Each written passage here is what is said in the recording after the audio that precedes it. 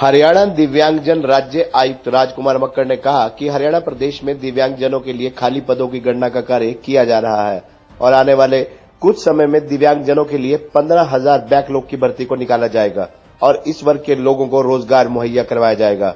इतना ही नहीं, स्कूलों में 345 विशेष शिक्षकों की भी भर्ती की जाएगी। वे आज देर शाम कुरुक्षेत्र विश्वविद्यालय विश्राम गृह में पत्रकारों से बातचीत कर रहे थे। राज्य आयुक्त ने कहा कि प्रदेश में 10 लाख दिव्यांगजन की संख्या का आकलन किया गया है। 1995 में दिव्यांगजनों की 7 श्रेणियां थी, लेकिन इसके बाद समीक्षा की गई और वर्ष 2016 में दिव्यांगजनों की 21 श्रेणियां निर्धारित की गई हैं। ये प्रदेश में सबसे बड़ा अल्पसंख्यक वर्ग है। इस वर्ग को अधिकार देने के लिए हर संभव प्रयास किए जा रहे हैं।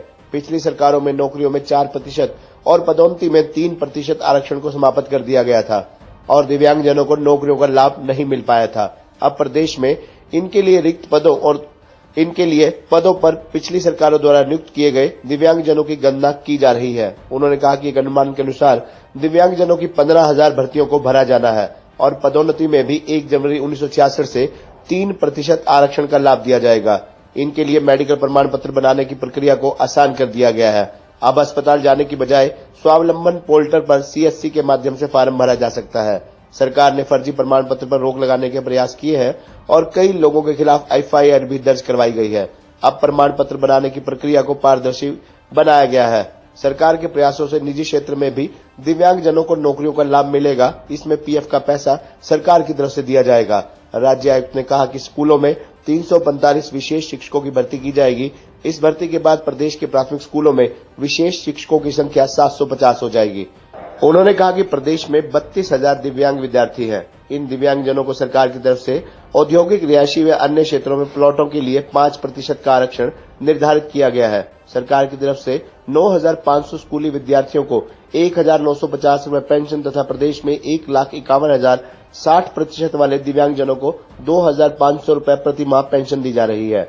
इसके अलावा कौशल विश्वविद्यालय के साथ साथ अन्य संस्थानों में विशेष कोर्स भी चलाए गए हैं।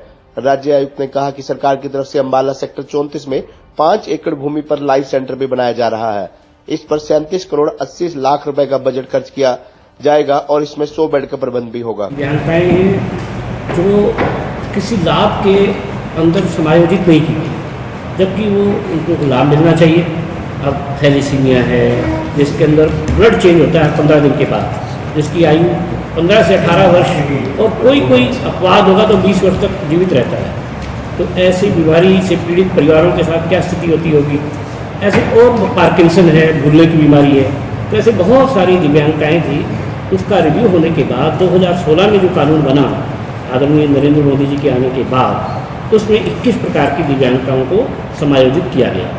उसके अनुसार लगभग 10 लाख की आबादी, यानी एक प्रकार से सबसे बड़ा अल्पसंख्यक वर्ग अगर हमको कह सकते हैं, और ये समाज का सबसे उपेक्षित वर्ग है। दुर्भाग्य ये है कि उन दिव्यांगों की ओर न केवल परिवारों का ध्यान नहीं है, अपितु समाज का भी ध्यान नहीं है।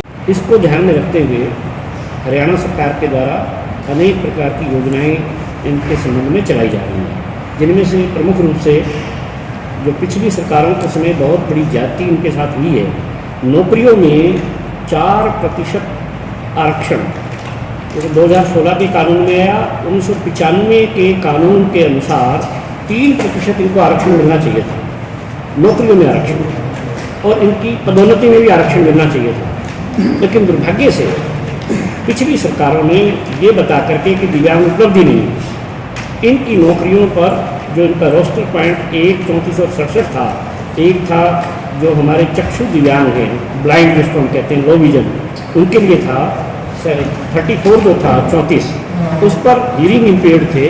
खबरनामा हरियाणा के लिए डॉक्टर राजेश वधवा की रिपोर्ट।